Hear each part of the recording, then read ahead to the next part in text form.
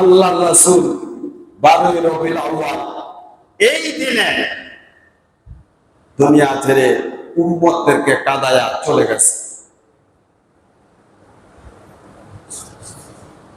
এখন আসল কথা হলো, আমাদের মতনই কিছু মুসলমান নামধারী আছে। হুজুর সাল্লাল্লাহু আলাইহি সাল্লাম দুনিয়ায় আসছে, এর চাইতে তো আনন্দ আর কোনো কিছু নয়। আছে এই দিনটাকে কেন্দ্র করে বলা হয় যে ঈদে মিলাদুন নবী। ঈদে ঈদ এটা আরবি শব্দ। এটা কি? আমরা বলি আনন্দ, আর আরবিতে বলে ঈদ।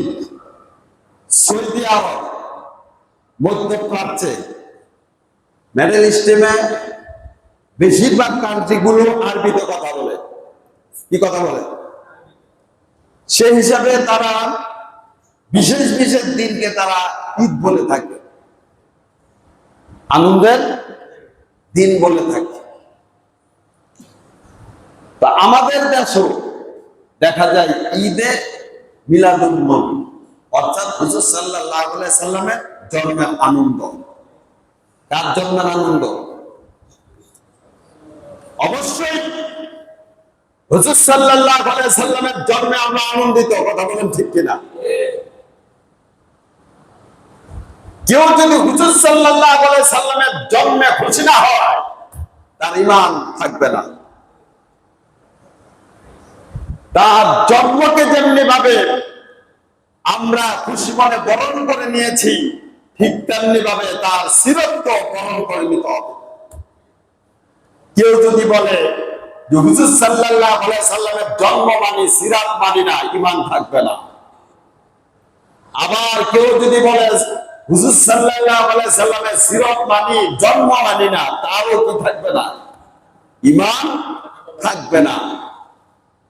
কিন্তু দেখার বিষয় হচ্ছে, আমাদের দেশে যেভাবে হুজুর সাল্লাল্লাহু আলাইহি সাল্লামের জন্মদিন পালন করা হয়, এটা শরীয়তের বৈধতা দেয় না।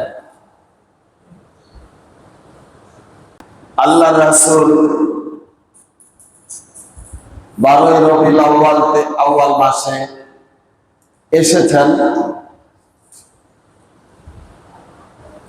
আবার এই 12 আউয়াল একই দিনে দুনিয়া থেকে চলে গেছে। আমরা যে বিষয়টা জানি, যে দিনেই তার জন্ম হয়েছিল, আবার ওই দিনেই তার ওফাত হয়েছে।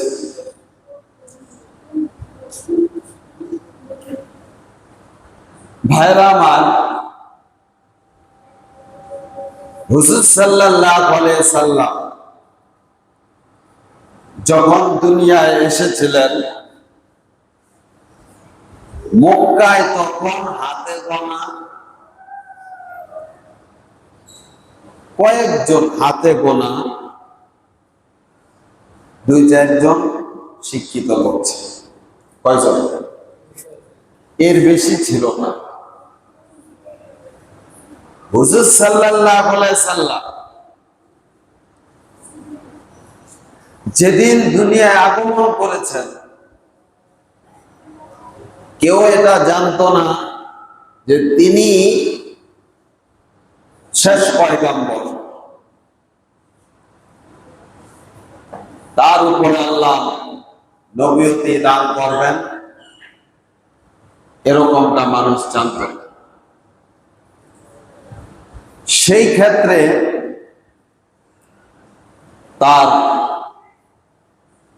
যে জন্ম রবিউলের 12 তারিখ বলা হয়, এই জন্মটা নিয়ে একটু একতলাফ আছে। কি আছে বলেন তো? মতানৈক্য আছে। কি আছে? রবিউল আউয়াল মাসে দুনিয়া আসছেন, এটা ঠিক, কিন্তু সেই দিনটা কি 12ই রবিউল আউয়াল ছিল কিনা এটা নিয়ে একটু মতানৈক্য পার্থক্য আছে। কি আছে? এক একজন ঐতিহাসিকগণ তার জন্মের তারিখটা 5টার মতো মত দিয়েছে। কয়টা? 5টার মধ্যে সবচেয়ে বেশি প্রসিদ্ধতা লাভ করছে 12ই রবিউল আউয়াল। কোনটা?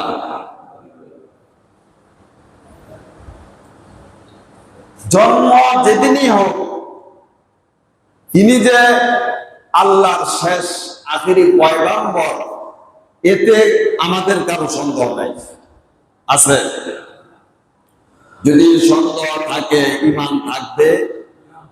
সূরা বলেন, আল্লাহ তাআলা কোরআনুল কারীমের মধ্যেই এটা স্পষ্ট করে দিয়েছেন। তো এখানে আর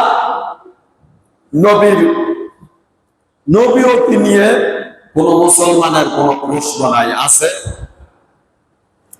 যদি যারা কিঞ্চিত পরিমাণ কারো যদি এই শব্দ থাকে, তিনি কি আসলে নবী ছিলেন নাকি অন্য কিছু, ঈমান থাকবে। জোরে বলেন, ঈমান থাকবে। ভাইরা আমার, যেহেতু জন্ম নিয়ে একটু একটা লাভ আছে,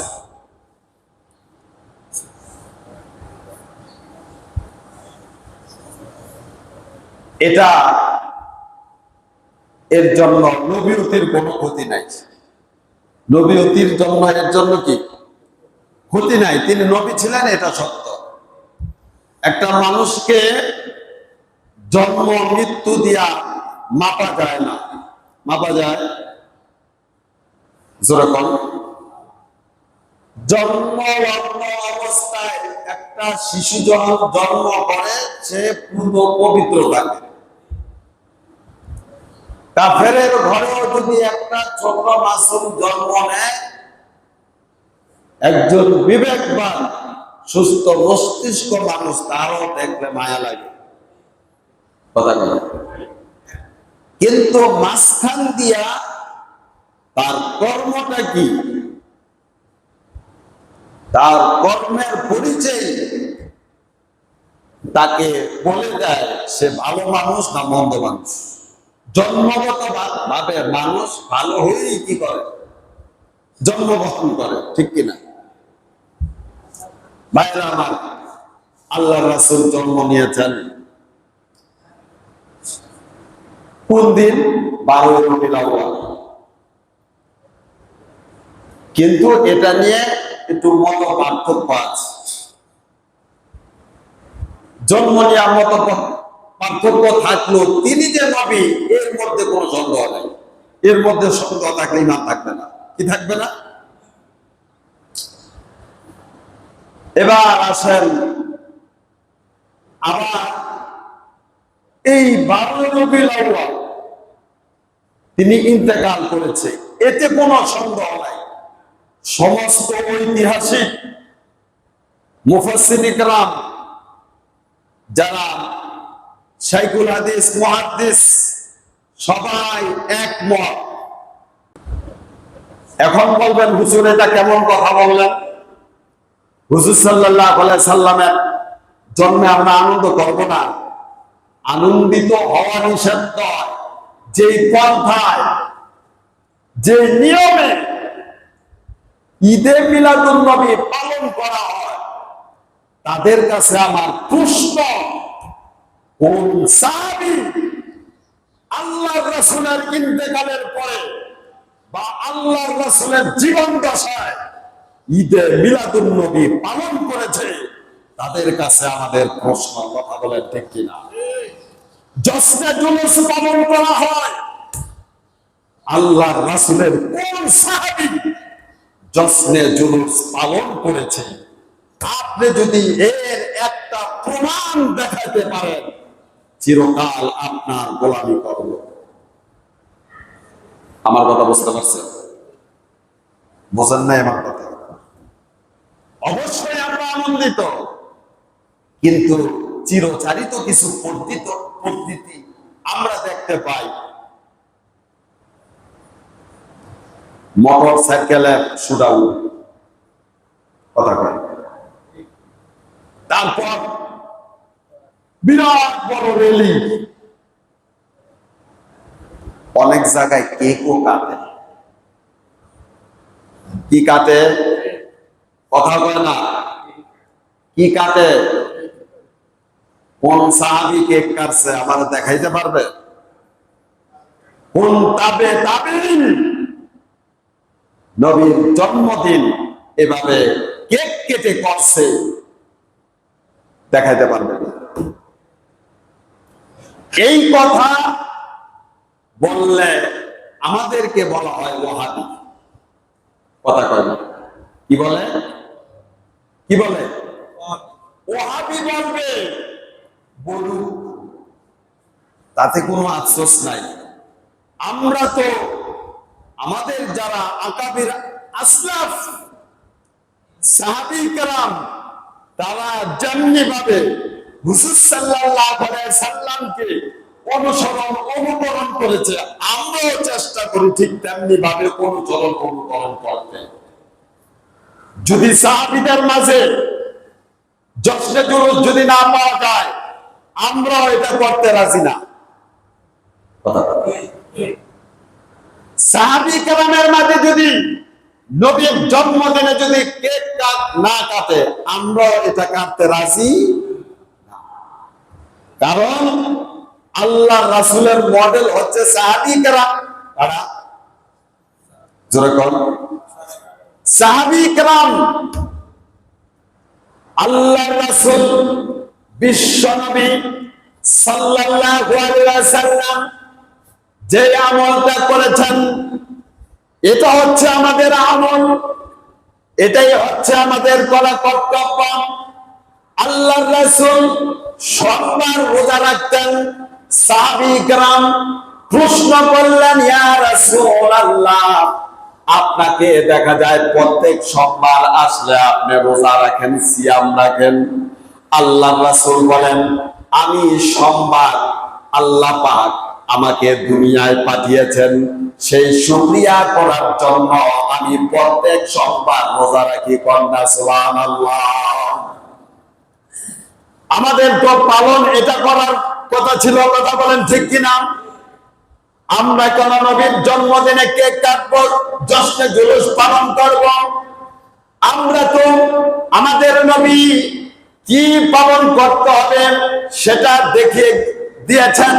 তিনি সোমবারে রোজা রাখতেন, আমাদেরও কর্তব্য। নবী যেহেতু সোমবার দুনিয়ায় আসছেন, আমাদেরও উচিত সোমবার রোজা রাখা। কথা বলেন ঠিক কিনা? তাহলে আমি নবীর অনুসরণ করতে পারলাম, ঠিক কিনা? যেরকম আমরা কোনটা করব এবার বলেন? জশ্নে জুলুস বা নবীর জন্মদিনে কেক কাটবো, নাকি নবী তিনি সোমবার দুনিয়ায় এসেছেন আল্লাহর দরবারে শুকরিয়া করার জন্য রোজা রেখেছেন, রোজা রাখবো? কোনটা রাখবো? যেরকম ভাইরা আমার, যারা এগুলো পালন করে তাদের সাথে আমাদের কোনো শত্রুতা নাই, আছে? যেরকম, কিন্তু তাদের কাছে আমাদের স্পষ্ট মেসেজ, যেটা নবী বলেন নাই, সাহাবী কেরাম করেন নাই, তাবেঈনরা করেন নাই, আমরা কেন এটা করব? ঠিক কিনা? এখানে কোনো ঝগড়া বিবাদের কথা আছে? কথা বলেন ভাইরা আমার।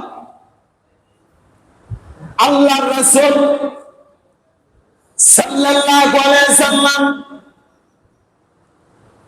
দুনিয়ায় আসবেন, এই দিনটা যদি মানুষের জানা থাকতো যে আগামীকাল 12ই রবিউল আউয়াল বিশ্বনবী দুনিয়ায় আসবেন, মানুষ আল্লাহর রাসূলকে কিভাবে বরণ করত এটা আল্লাহ পাকই জানেন। কথা কয় না? কিভাবে বরণ করবে এটা আল্লাহ পাকই জানেন। আল্লাহ পাক সবচাইতে বেশি তার হাবিবকে ভালোবাসতেন। সুবহানাল্লাহ বলেন। সবচাইতে বেশি আল্লাহ কাকে ভালোবাসতেন? জোরে বল, কাকে ভালোবাসতেন? আল্লাহ রাব্বুল আলামিন তাকে হাবিবুল্লাহ বলেছেন। কি বলেছেন? আর কোন পয়গম্বরকে আল্লাহ হাবিবুল্লাহ বলে ডাক দেন নাই। ইব্রাহিম আলাইহিস সালামকে ডাক দিয়েছেন বন্ধু খলিলুল্লাহ, কিন্তু ইব্রাহিম আলাইহিস সালামকে আল্লাহ রাব্বুল আলামিন হাবিবুল্লাহ বলেন নাই, বলছেন ইব্রাহিম আলাইহিস সালামকে আল্লাহ বলেছেন খলিলুল্লাহ। আর আমার আপনার নবী বিশ্ব নবীকে আল্লাহ বলেছেন হাবিবুল্লাহ। কন্যা সুবহানাল্লাহ। আল্লাহ রাব্বুল আলামিন কসম করে করে, বরকতময় প্রবাদের কসম, আল্লাহ রাব্বুল আলামিন তার নবীর শান বলতে গিয়ে আল্লাহ রাব্বুল আলামিন কসম করেছেন। কন্যা সুবহানাল্লাহ। আল্লাহ কিভাবে কসম করেছেন? ওয়াদ-দুহা ওয়াল-লাইলি ইযা সাজা।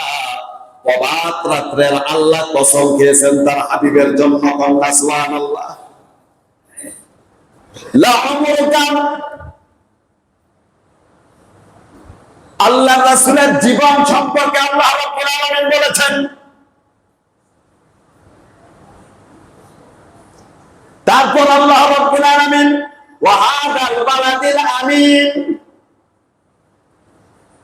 তিনি যেই শহরে জন্মগ্রহণ করেছেন ওই শহরের কসম খেয়েছেন আল্লাহ। তারপর আল্লাহ রাব্বুল আলামিন তার হাবিবের শানে বলেছেন ওয়া রাফা'না লাকা যিকরাক, আমি আপনার সম্মানকে সমন্বিত করেছি। বলেন না আল্লাহু আকবার।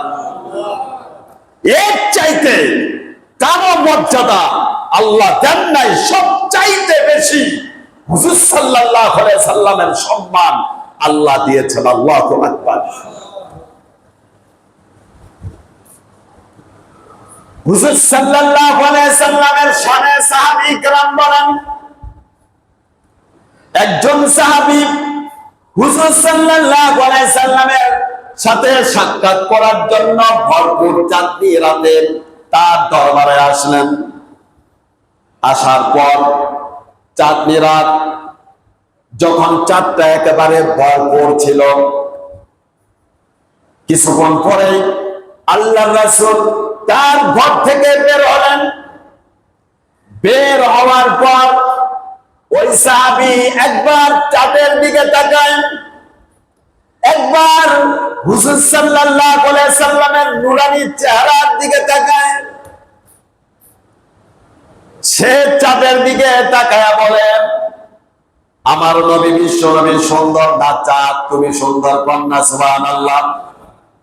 আবার নবীর চেহারার দিকে একবার চিন্তা করে দেখেন, আমি আমার সামনে বা আপনার সামনে বিশ্ব নবী, একবার চিন্তা করে দেখেন আমাদের অনুভূতিটা কেমন হবে। আমার আপনার সামনে যদি নবী চলে আসে আমাদের অবস্থাটা কেমন হবে? সাহাবী کرام হুজুর সাল্লাল্লাহু আলাইহি সাল্লামকে দেখছে আর চাঁদের সাথে কম্পেয়ার করছে, তুলনা করছে। চাঁদ সুন্দর না নবী সুন্দর? নবীর নূরানী চেহারার দিকে তাকায়া সাহাবী বলে, আমার নবী সুন্দর না চাঁদ সুন্দর? অনেকক্ষণ পরে তিনি ডিসাইড করলেন ওই চাঁদের মধ্যে কলঙ্ক আছে, আমার নবীর চেহারার মধ্যে কোনো কলঙ্ক নাই। আল্লাহু আকবার। তিনি ডিসাইড করলেন, নির্বাচন করলেন, আমার নবীর চেহারাই হচ্ছে চাঁদের চাইতে সুন্দর এবং উজ্জ্বল। হযরত আনাস রাদিয়াল্লাহু তাআলা আনহু, তিনি আল্লাহ রাসূল সাল্লাল্লাহু আলাইহি সাল্লামের 10 বছর তিনি খেদমত করেছেন। কত বছর? জোরে কোন কত বছর? তিনি আল্লাহ রাসূলের সাথে একাধিকবার বহুবার তিনি কোলাকুলি করেছেন। কন্যা সুবহানাল্লাহ।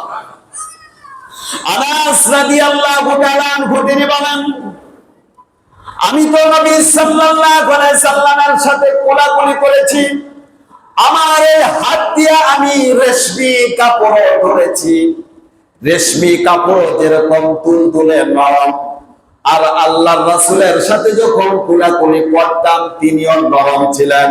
আমিও কম্পেয়ার করেছি যে রেশমি কাপড় এত তুলতুলে, তার চাইতেও বেশি আমার নবীর জিসিমটা ছিল কন্যা তুলতুলে সুন্দর।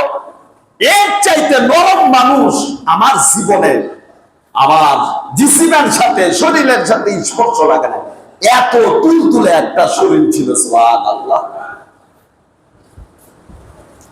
বিশ্বনবী মুহাম্মদুর রাসূলুল্লাহ সাল্লাল্লাহু আলাইহি সাল্লাম, তার গামের মধ্যে আল্লাহ রাব্বুল আলামিন এরকম সুগন্ধি দিয়ে দিয়েছিলেন। অনেক সময় মানুষেরা তার গাম মোবারক নিয়ে যাইতো শিশিতে করে। কিসে করে? আল্লাহর রাসূল দুপুরের সময় যখন বিশ্রাম নিতেন, সাহাবী কেরামরা আল্লাহর রাসূলের গায়ের গাম মোবারক নিত তারা শিশিতে করে। আল্লাহর এক বান্দি তার ছোট মাসুম বাচ্চাকে পাঠিয়ে দিল নবীর বাড়িতে, যাও নবী সাল্লাল্লাহু আলাইহি সাল্লামের শরীরের একটু গাম মোবারক নিয়ে আসো। তারপর ওই গাম ছোট্ট মাসুম বাচ্চা একটি শিশিতে করে আল্লাহর রাসূলের গা থেকে নিয়ে গেল। আর ওই গামের এত ঘ্রাণ ছিল, অন্যান্য যে আতর ছিল ওটাও ফেল হয়ে যাইত। কন্যা সুবহানাল্লাহ। একজন গরিব মানুষ আসলো, এসে বলল, ইয়া রাসূলুল্লাহ, আমার মেয়ের বিবাহ, আপনি একটু দোয়া করে দেন। আল্লাহর রাসূল সাল্লাল্লাহু আলাইহি সাল্লাম তার মেয়ের বিবাহের জন্য দোয়া করলেন। তারপর আল্লাহর রাসূল বললেন, তোমার মেয়ের বিবাহ হবে, আমি একটা গিফট করতে চাই তোমাকে, সেটা হচ্ছে আমার শরীর থেকে আমি একটু গাম দিয়ে দিচ্ছি, এটা তোমরা আতর হিসাবে ব্যবহার করবা। কন্যা সুবহানাল্লাহ। আল্লাহর রাসূল সাল্লাল্লাহু আলাইহি সাল্লাম নিজের শরীর থেকে শিশিতে করে ওই সাহাবীকে গাম দিয়া দিল। ওই সাহাবী বাড়িতে গেলেন অতি খুশি হয়ে, আনন্দে চিত্তে। আল্লাহর রাসূল সাল্লাল্লাহু আলাইহি সাল্লাম তার নিজের হাতে শিশিতে করে তার গাম দিয়েছে, সেট হিসাবে ব্যবহার করতেন। তিনি আনন্দে চিত্তে বাড়িতে গেলেন। বাড়িতে গিয়ে বাড়ির সবাইকে সেই গাম মোবারক তাদের শরীরে তারা লাগালো। লাগানোর পরে দেখা গেল পুরা বাড়ি ঘ্রাণে মুখরিত হয়ে গেল। যেই ওই বাড়ির সামনে দিয়া যায় সেই হতভম্ব হয়ে যায়, এত সুন্দর ঘ্রাণ কোথা থেকে আসে? সুবহানাল্লাহ।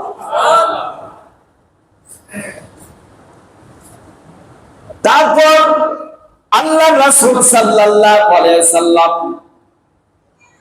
অনেক সময় সাহাবী কেরাম খুঁজে যদি না পাইতো, আল্লাহর রাসূলকে তারা খুঁজতে বের হয়ে যাইত। যে রাস্তা দিয়া আল্লাহর রাসূল হাঁটতেন ওই রাস্তা ঘ্রাণে ভরা থাকতো, ভরপুর। কন্যা সুবহানাল্লাহ। ঘ্রাণে কি থাকতো? ভরপুর থাকতো। সাহাবী কেরাম সেই রাস্তা দিয়া যাইতো আর বলতো, আমাদের নবী এই রাস্তা দিয়ে অবশ্যই হেঁটে গেছেন। এই ঘ্রাণে প্রমাণ করে। সুবহানাল্লাহ। এই ঘ্রাণে কি করে? প্রমাণ করে। আল্লাহর রাসূলের ঘামের মধ্যে আল্লাহর কুদরতি ঘ্রাণ আল্লাহ দিয়ে দিয়েছিলেন। আর ওই নবীর মুখের লালা কেমন ছিল এবার একটু বলবো নাকি? খাইবার যুদ্ধে যাবে আলী রাদিয়াল্লাহু তাআলা আনহু, সেদিন আলী রাদিয়াল্লাহু তাআলা আনহুর চোখের সমস্যা ছিল। আমরা যেটাকে বলি চোখ উঠছে, কি উঠছে? চোখ উঠে না অনেক সময়। আলী রাদিয়াল্লাহু তাআলা আনহু চোখে এরকম সমস্যা দেখা দিল। আল্লাহর রাসূল তাকে ডাক দিলেন, তোমাকে খাইবার যেতে হবে যুদ্ধ করার জন্য। আলী রাদিয়াল্লাহু তাআলা আনহু বললেন, ইয়া রাসূলুল্লাহ, আমার তো চোখে প্রবলেম, আমি কিভাবে যাব? আমার চোখ ব্যথা করেন। আল্লাহর রাসূল বললেন, হে আলী, আমার সামনে আসো। আলী রাদিয়াল্লাহু তাআলা আনহু সামনে আসলেন। আর আল্লাহর রাসূলের শাহাদাত আঙ্গুল দিয়া লালা মুবারক তার মুখ থেকে দিয়া আলীর যখন চোখে লাগিয়ে দিল, লাগানোর সাথে সাথে আলীর চোখ ভালো হয়ে গেল। ঠিক তেমনি ভাবে আরেকজন সাহাবীর গোটা হয়েছে শরীরের মধ্যে, গোটায় পড়ে গেছে। কিসে বসে গেছে? গোটায় পড়ে গেছে। আল্লাহর রাসূলের কাছে আসলাম। আসার পর ব্যক্ত করলেন, ইয়া রাসূলুল্লাহ, আমি অসুস্থ, আমার জিসমের মধ্যে, আমার শরীরের মধ্যে গোটায় পড়ে গেছে, খাজলিয়ে পড়ে গেছে। আমরা বাংলা ভাষায় যেটাকে খাজলি বলি, কি বলি? তারপর আল্লাহর রাসূল তার মুখ থেকে ওই সাহাবীর গোটা শরীরের মধ্যে তার লালা মোবারক তিনি লেপটে দিলেন। লেপটে দেওয়ার সাথে সাথে ওই সাহাবীর শরীর থেকে সব গোটাগুলো মুছে গেল। বন্যা সুবহানাল্লাহ। সব গোটাগুলো কি হয়ে গেল? মুছে গেল। মুছে যাওয়ার পর এখনো আল্লাহর রাসূলের মুআজিজা শেষ হয় নাই। ওই সাহাবী যেখান দিয়ে যাইতো তার শরীরের মধ্যে ঘ্রাণ কইতো আল্লাহু আকবার। তার শরীরের মধ্যে সর্ব অবস্থায় শুধু ঘ্রাণ সর্ব অবস্থায় থাকতো। আল্লাহর রাসূলের লালার বরকত ছিল এই। আল্লাহর রাসূলের কাছে একদিন জাবের রাদিয়াল্লাহু তাআলা আনহু আসলেন। তাকে আল্লাহর রাসূল যুদ্ধে পাঠাবেন। কোথায় পাঠাবেন? কথা কয় না। কোথায় পাঠাবেন? যুদ্ধে পাঠাবেন। আল্লাহর রাসূল দেখলেন জাবের রাদিয়াল্লাহু তাআলা আনহু যে উটটা খুবই দুর্বল, অসুস্থ, ঠিক মতন হাঁটতে পারে না। আল্লাহর রাসূল জাবেরকে ডাক দিলেন আর বললেন, তোমার উটটাকে, উটটাকে নিয়ে আসো। আল্লাহর রাসূলের সামনে যখন উটটা প্রেজেন্ট করা হলো, উপস্থিত করা হলো, আল্লাহর রাসূলের হাতের মধ্যে একটা লাঠি মোবারক ছিল।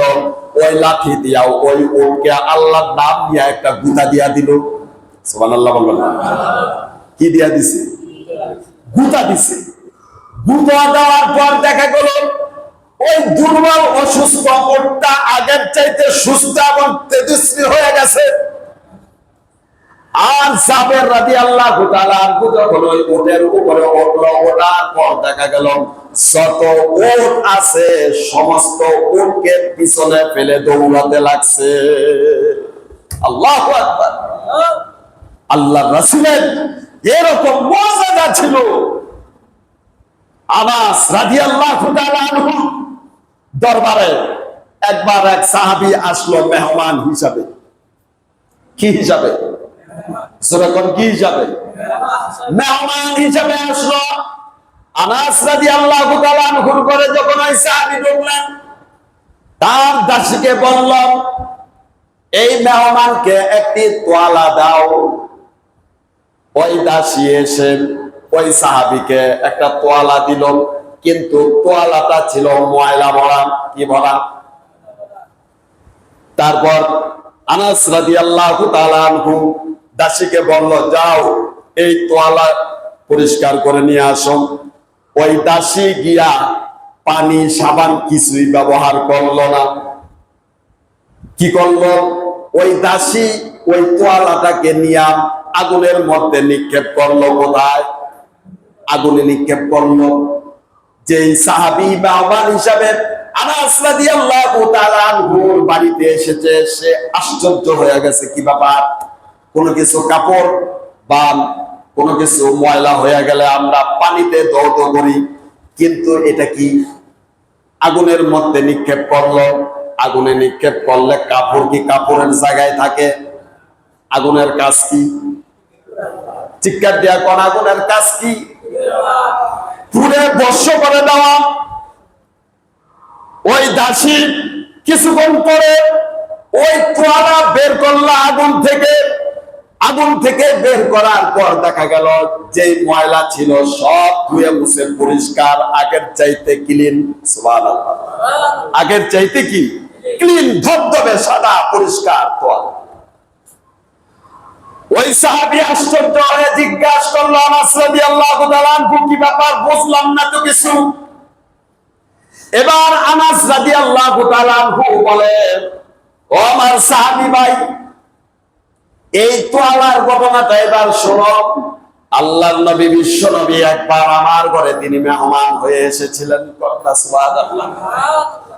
আল্লাহর রাসূল হাত মোছার জন্য যখন তিনি আমার কাছে তোয়ালা চেয়েছিলেন, আমি এই তোয়ালা দিয়ে দিয়েছিলাম। আল্লাহর রাসূলের স্পর্শ যখন এই তোয়ালার মধ্যে লাগলো, লাগার পর থেকেই দেখতে পেলাম আমরা যখনই আগুনে দিয়েছি, আগুনে এই তোয়ালাকে স্পর্শ করে না, জ্বালায়া দেয় না। যেহেতু হুজুর আকরাম সাল্লাল্লাহু আলাইহি সাল্লামের বরকতি হাত মোবারকের স্পর্শে তোয়ালায় লেগেছে, এই জন্য আগুনের জন্য পুরা এই তোয়ালাকে হারাম হয়ে গেছে। আল্লাহর রাসূলের ছোঁয়া এরকম ছিল। আল্লাহু আকবার। একবার ফাতেমা রাদিয়াল্লাহু তাআলা আনহু আর হুজুর সাল্লাল্লাহু আলাইহি সাল্লাম রুটি বানায়। সুবহানাল্লাহ। ফাতেমা রাদিয়াল্লাহু তাআলা আনহু তিনি কিছু রুটি বানাইলেন। আমার আপনার নবী তিনিও ফাতেমা রাদিয়াল্লাহু তাআলা আনহুকে বিশ্ব নবী ছিলেন, শুধু নবী ছিলেন না, দেশের প্রেসিডেন্টও ছিলেন। আল্লাহু আকবার। দেশের প্রেসিডেন্ট রুটি বানায়। আর আমাদের দেশেও নেতা একজনে মোবাইল লয়, আছে না নাই? আরেকজনে বুলেট ডিব্বা লয়, আছে না নাই? আরেকজনে মোবাইল লয়, আরেকজনে সিগারেটের প্যাকেট লয়। এরকম নেতা আছে না নাই? খয়রাতি নেতা, ধান্দাবাজি করে খায়। যেটাই বেশি ধান্দা করে ওইটার চলন বলন দেখবেন এরকম কথা করে। জুতা বাইর করে দেওয়ার লোক একটা, আবার জুতা ভিতরে ঢোকার লোক একটা, আসা না নাই? এটি খাজুরা নেতা। অন্ত কি খাজুরা নেতা? দল নাই, হেও নাই,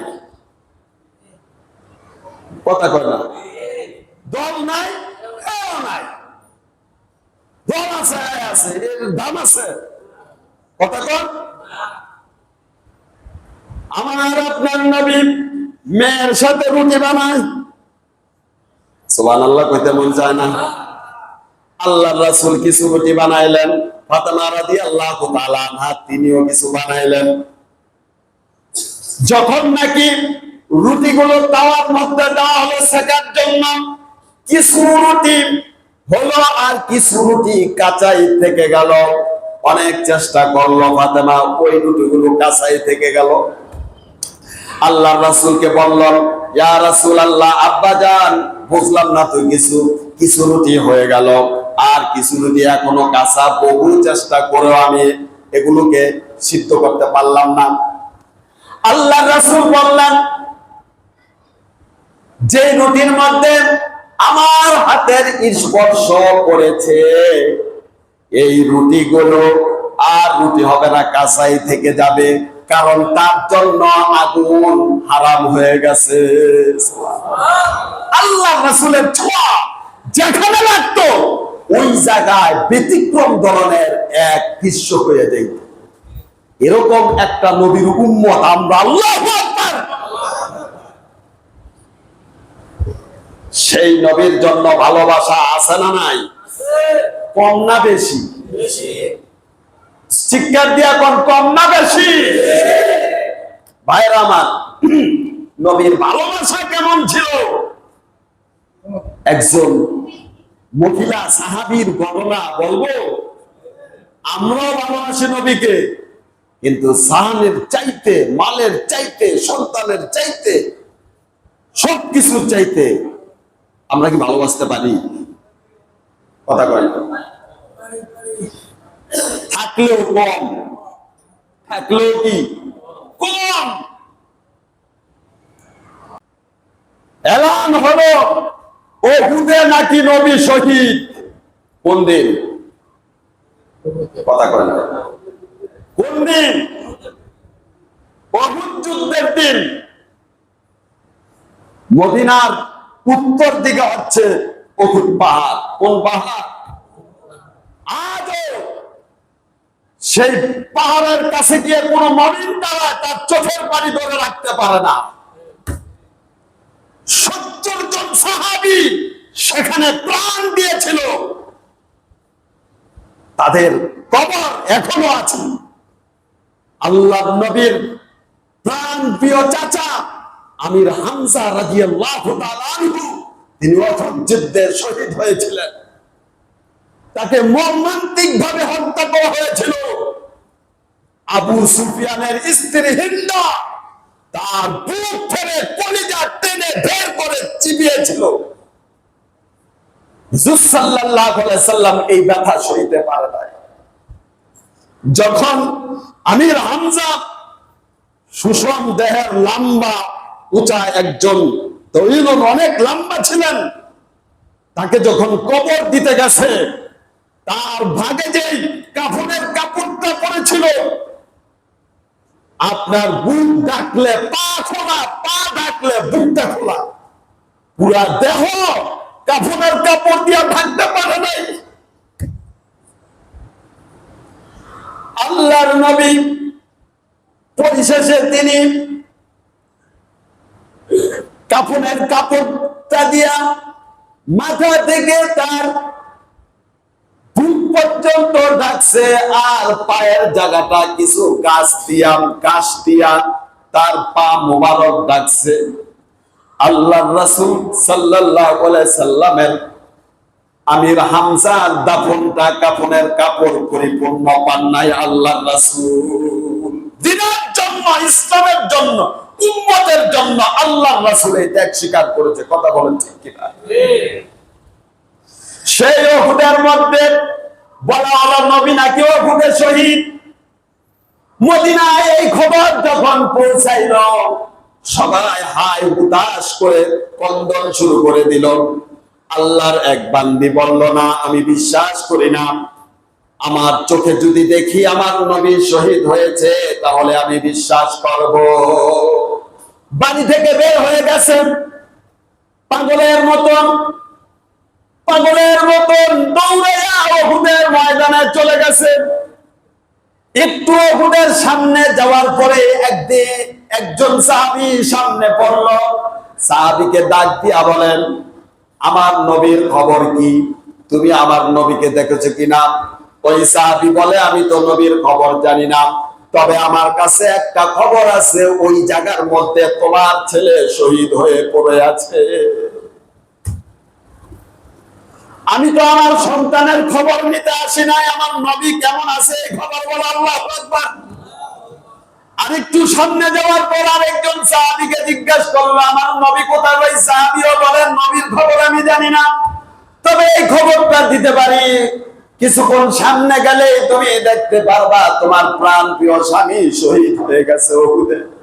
তারপর স্ত্রী বলে, আমার স্বামীর খবর নিতে আমি আসি নাই, আমার নবীর খবর কি বলো।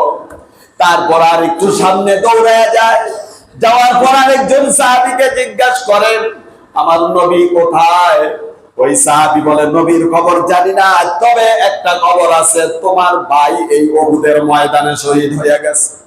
ওই মহিলা চিৎকার দিয়া কয়, আমি তো আমার ভাইয়ের খবর নিতে আসি নাই, আমার নবীর খবর কই? আর একটু সামনে যাওয়ার পর একজন সাহাবী বলল, আপনি দৌড়ান কেন? ওই মহিলা বলেন, আমার নবী কোথায়? মানুষ বলে আমার নবী নাকি শহীদ হয়ে গেছে, আমি মানতে পারি না এটা। আমার চোখে না দেখা পর্যন্ত মুহাম্মদ সাল্লাল্লাহু আলাইহি সাল্লাম শহীদ হয়েছে এই কথা বিশ্বাস করি না। আল্লাহু আকবার। তারপর একজন সাহাবী বলল, আপনি থামেন, আমি আপনাকে নবীর সামনে নিয়ে যাচ্ছি। আল্লাহু আকবার। তারপর ওই মহিলাকে নবীর সামনে নিয়ে গেল। নিয়ে যাওয়ার পর ওই মহিলা যখন হুজুর সাল্লাল্লাহু আলাইহি সাল্লামকে দেখলেন, দেখে দু চোখের পানি ছেড়ে দিয়েছে। আর নবীর সামনে গিয়া নবীকে ডাক দিয়া বললেন, কুল্লু মুসিবাতিন বাদা মুহাম্মাদিন সাহলুন। আমার সমস্ত মুসিবত কেটে গেছে, মুহাম্মদ বেঁচে আছে। কন্যা সুবহানাল্লাহ। আমার কোনো মুসিবত নাই, আমার যত মুসিবত ছিল, আমার ছেলেকে চলে গেছে আফসোস নাই, স্বামী চলে গেছে আফসোস নাই, ভাই চলে গেছে আফসোস নাই, কিন্তু আমার নবী বেঁচে আছে, আমি এতেই সার্থক। আল্লাহু আকবার। কেমন নবী প্রেমিক ছিল তারা, আর আমাদেরও নবী প্রেমিকের নমুনা। রাত্রে দিনে তফাৎ, কথা কয় না? রাত্রে দিনে কি তফাৎ? ভাইরা আমার, পরিশেষে একটি কথাই বলবো, আমরা কার উম্মত? কথা কয় না? চিৎকার দিয়া কোন কার উম্মত? হুজুর সাল্লাল্লাহু আলাইহি সাল্লাম, তার মহব্বত, তার ইশক সবচাইতে বেশি থাকতে হবে, ঠিক কি না? ভাইরা আমার, নবীর সামনে সবাইকে দাঁড়াতে হবে, কথা কয় না? নবীর সুন্নত নিয়া, কি নিয়া? অনেকে নবীর সুন্নত নিয়ে আমরা অবহেলা করি, ঠিক কিনা? এজন্য নবীর যে সুন্নত গুলো আছে আমরা আদায় করার চেষ্টা করব ইনশাআল্লাহ। আল্লাহ তাআলা আমাদেরকে যেন নবীর মহব্বতে পরিপূর্ণ করে দেয় আমাদের সিনা। সকলে বলি আমিন।